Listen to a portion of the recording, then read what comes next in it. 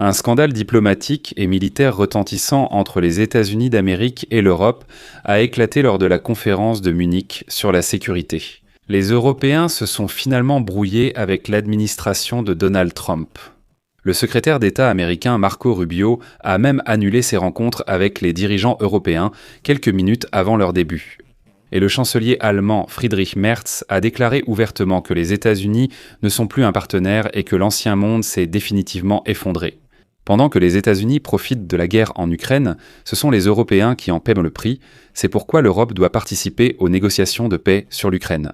Voilà les déclarations qui résonnent actuellement en marge du sommet de la sécurité de Munich. Et c'est la vérité.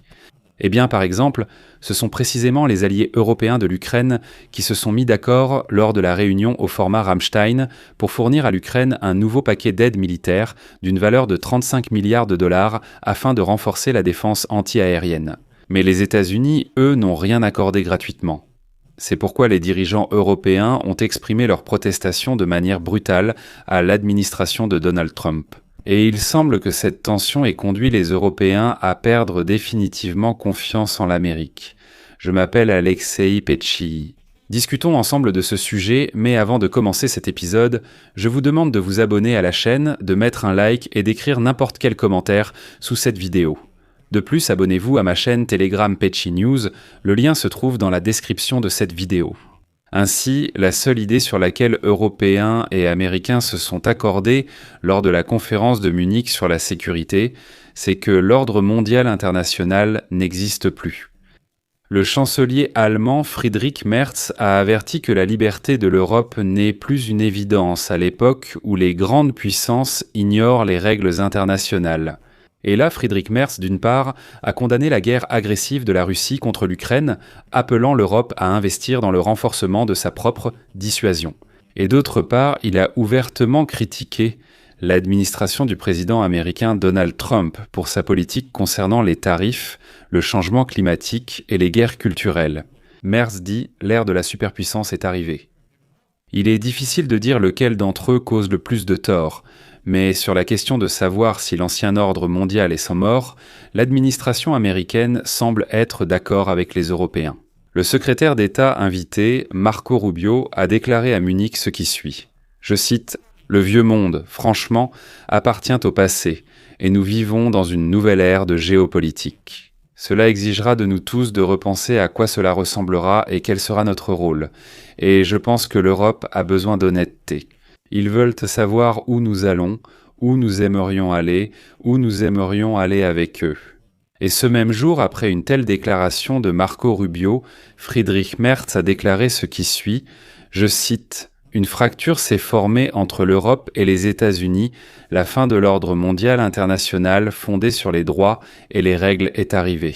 Les prétentions des États-Unis à la direction ont été remises en question, et peut-être qu'elles sont déjà perdues. » Il est révélateur que Friedrich Merz ait même répondu aux propos du vice-président américain J.D. Vance, qu'il avait tenu lors de la conférence de l'année dernière. Et voilà qu'en 2025, dans ses déclarations, Vance a vivement critiqué les hommes politiques européens, affirmant qu'ils réprimaient, soi-disant, la liberté d'expression, perdaient le contrôle de l'immigration et refusaient de coopérer avec les partis d'extrême droite.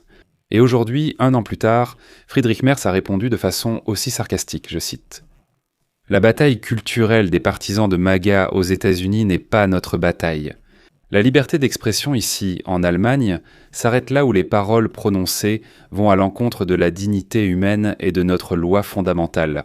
Nous ne croyons pas aux tarifs douaniers et au protectionnisme, mais nous croyons au libre-échange. Nous respectons les accords climatiques et les recommandations de l'Organisation mondiale de la santé, parce que nous sommes convaincus que les problèmes mondiaux ne peuvent être résolus qu'ensemble. » Les derniers mots de Merza ont été salués par de vifs applaudissements, tout simplement. Ces commentaires ont été faits après que l'administration de Donald Trump a augmenté les droits de douane sur les produits de l'Union européenne et du Royaume-Uni et s'est également retiré de l'accord de Paris sur le climat et de l'Organisation mondiale de la santé. Un peu plus tard, le chancelier allemand Friedrich Merz est passé à l'anglais, s'adressant aux Américains en disant qu'à l'époque de la rivalité entre grandes puissances, même les États-Unis ne seraient pas assez forts pour agir seuls. Chers amis, l'appartenance à l'OTAN n'est pas seulement un avantage concurrentiel pour l'Europe, mais aussi un avantage concurrentiel pour les États-Unis. Du nerf, Washington ferait bien de s'en souvenir. C'est une sorte d'allusion au fait que, écoutez, ce n'est pas seulement l'Europe qui a besoin de l'Amérique a aussi besoin de l'Europe. Et il ne faut pas croire que seuls les Européens tremblent à l'idée que les Américains pourraient partir de l'OTAN.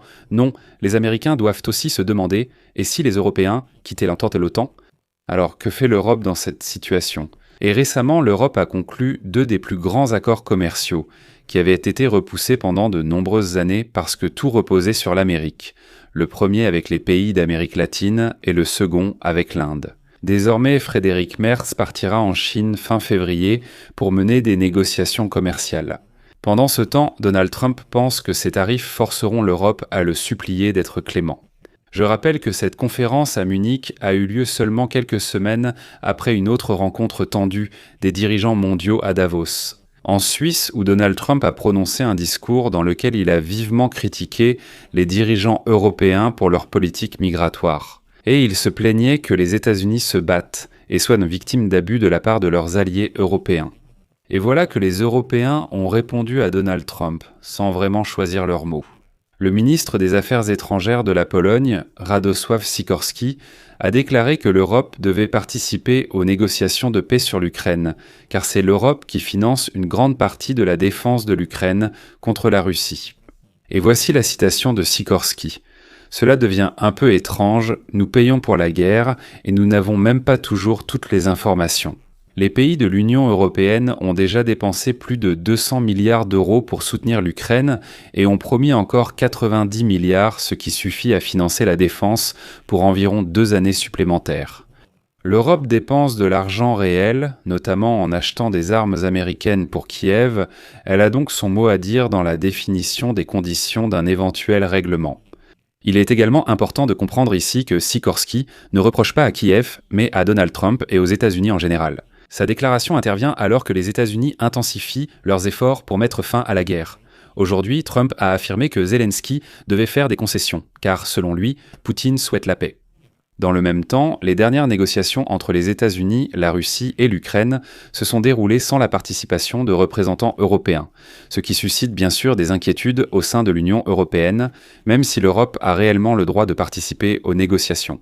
Eh bien, en plus des montants annoncés par Sikorski, les alliés européens de l'Ukraine se sont mis d'accord vendredi pour fournir à l'Ukraine un nouveau paquet d'aide militaire d'une valeur de 35 milliards de dollars, afin de renforcer la défense anti-aérienne. Et que font les États-Unis? Et pendant ce temps, les États-Unis vendent des armes. Et tout s'est terminé par le fait que l'invité, le secrétaire américain Marco Rubio, a annulé à la dernière minute sa rencontre avec les dirigeants européens sur l'Ukraine lors de cette conférence de Munich sur la sécurité. Il est rapporté que Rubio devait rencontrer les dirigeants de l'Allemagne, de la Pologne, de la Finlande et un représentant de la Commission européenne, mais à la dernière minute, il a tout simplement annulé cette rencontre. Et donc, selon Bloomberg, les Européens considèrent cette démarche comme une baisse de l'intérêt de Washington à impliquer les capitales européennes dans ses efforts pour résoudre le conflit en Ukraine. À la place, Marco Rubio a rencontré séparément Friedrich Merz et aujourd'hui il rencontrera Vladimir Zelensky. Eh bien, je vais m'arrêter ici. Donnez votre avis et vos conclusions dans les commentaires sous cette vidéo, abonnez-vous à la chaîne, activez la cloche et n'oubliez pas de mettre un like. Si cette émission vous a paru intéressante et instructive, vous pouvez remercier le travail de notre chaîne YouTube par un don, un abonnement payant ou un abonnement de sponsor via les liens et coordonnées dans la description de cette vidéo. Je vous serai reconnaissant pour tout soutien de votre part. C'est tout pour aujourd'hui. Prenez soin de vous. À bientôt à tous.